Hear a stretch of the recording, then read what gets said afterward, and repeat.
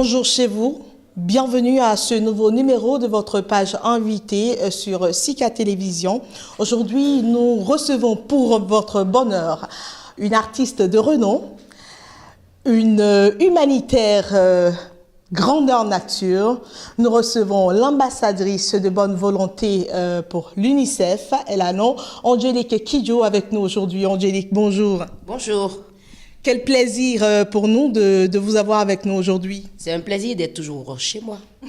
Ben merci alors. Nous allons parler aujourd'hui, pas de chanson, mais d'un sujet vraiment qui touche le quotidien de chaque Béninois, qui touche notre amour propre. Et donc, vous êtes toujours une personne très sensible aux personnes vulnérables, parlant de femmes, parlant d'enfants, et spécialement quand on parle de violence, quand on parle de maltraitance et de surcroît de mariage des enfants. C'est quoi qui vous fait le plus mal ? Ce qui me fait le plus mal, c'est qu'on dénie le droit à un être humain de faire ses choix et de vivre comme il a envie de vivre ou comme elle a envie de vivre. Et ça, personne, je dis absolument personne n'a le droit de le faire parce que nous sommes nés libres. La question que je pose et qui fait rire tout le monde, je demande aux gens, vous avez déjà vu une femme accoucher avec un bébé enchaîné? Non. À partir de cet instant, aucun être humain ne peut souffrir du choix d'un autre qui a décidé, pour des raisons X ou Y, d'aller abuser de l'autre dans son intégrité physique ou psychologique ou morale. Et ça, pour moi, c'est le départ de tout. C'est-à-dire qu'on ne respecte pas le droit d'un être humain, on ne respecte rien. Si on ne respecte pas le droit de l'être humain, il n'y a pas de société. Ça, c'est absolument vrai. Et également, nous voyons chez nous que malgré toutes les sensibilisations qui se font, il y a des tapages quand même. Vous êtes en campagne quand même depuis un an pratiquement. Et donc, on voit quand même que le problème persiste, malgré tout ce qu'on fait. Je crois qu'il faut continuer la sensibilisation. Il ne faut pas laisser tomber la sensibilisation. Il faut qu'on arrive à avoir le courage dans ce pays de faire face aux réponses comme c'est coutumier, c'est la tradition. Non, ce sont des excuses bidons.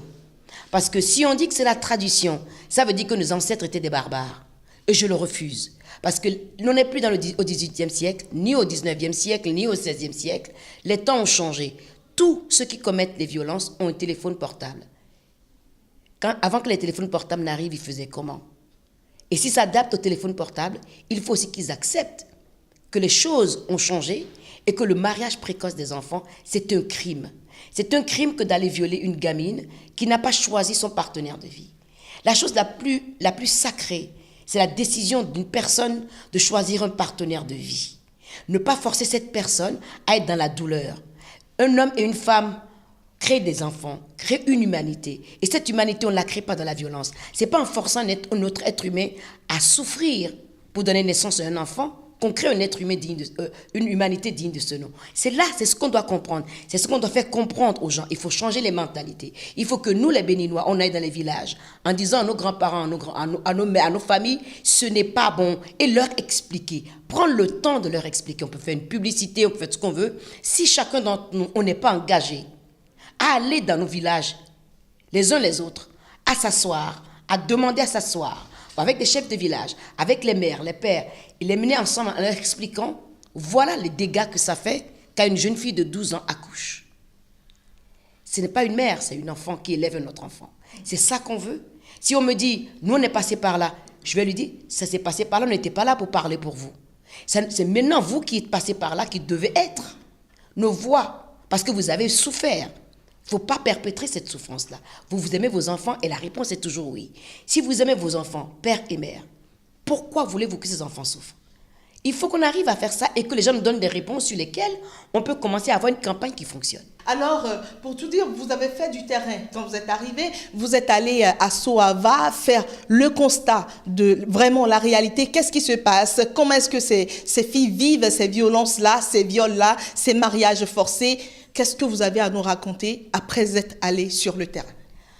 Après être allé sur le terrain, ce qui me tue, moi, à chaque fois, c'est la douleur de ces filles.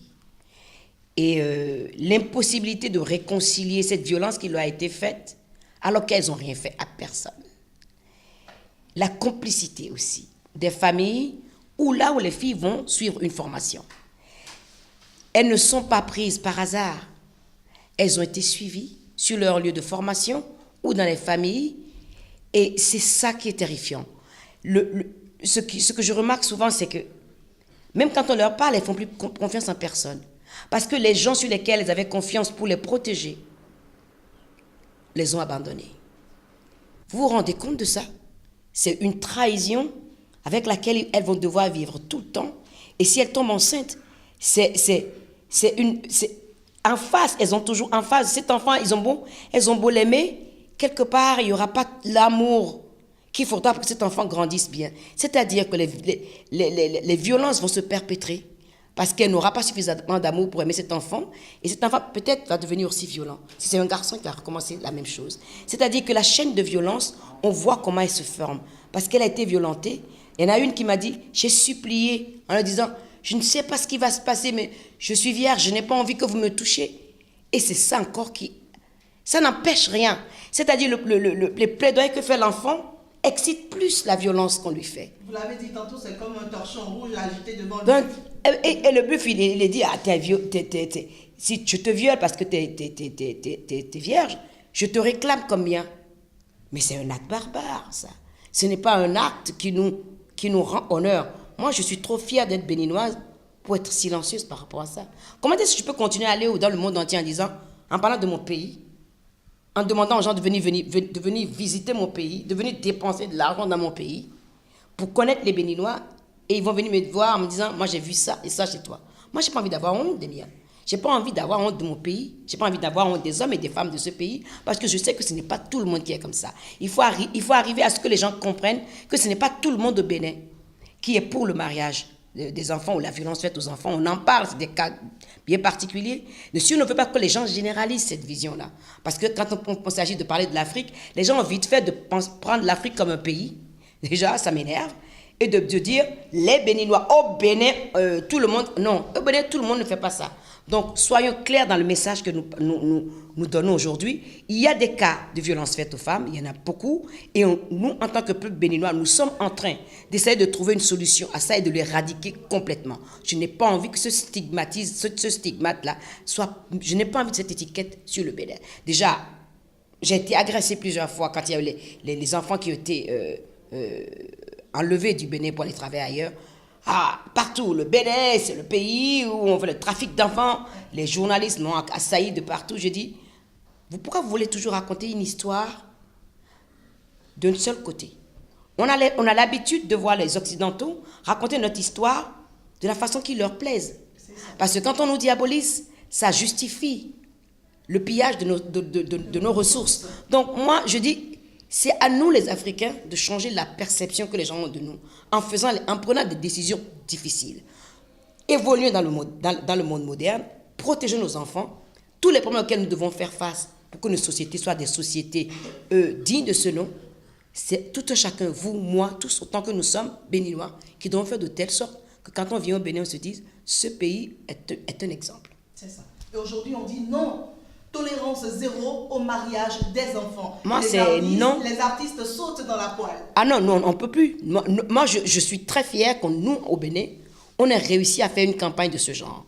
Parce que ça fait des années qu'on fait des campagnes, et c'est toujours les campagnes qui ont été pensées, réfléchies en Occident, qu'on nous balance ici. Ça n'a pas le même impact. Nous, les artistes béninois, hommes comme femmes, connus ou pas connus, on a envie de dire à tous les parents, à tous les hommes et femmes de ce pays, soyez avec nous dans cette lutte, parce que notre fierté, c'est la vôtre c'est la nôtre. Nous sommes tous ensemble, donc c'est tolérance zéro, absolument aucune tolérance pour le mariage des petites filles et les violences faites aux petites filles, et même aux garçons, parce que les garçons aussi sont violentés quelque part. Donc tous nos enfants doivent pouvoir se déplacer, où qu'ils soient, dans ce pays, sans aucune peur. Si on n'arrive pas à leur donner ça, nous ne sommes pas un pays. Et justement, à ce titre, vous avez fait une chanson, les artistes ensemble, pour dire non au mariage des enfants. Et juste le refrain pour clôturer cette page invitée. Une petite fille est encore un enfant. Elle ne peut être une mère ou une épouse. Laissons-la grandir pour qu'elle vive une vie épanouie. Disons non au mariage des enfants. Merci Angélique Kidjo. Voilà, c'était notre page invitée. Vous avez vu, Angélique Kidjo aujourd'hui n'était pas là pour chanter, mais c'était pour parler vraiment humanité, c'était pour parler sécurité de nos fillettes. Vraiment, c'était un plaisir de vous avoir, Angélique Kidjo, sur Sika. Toujours un bonheur d'être chez moi, je vous dis. Au revoir.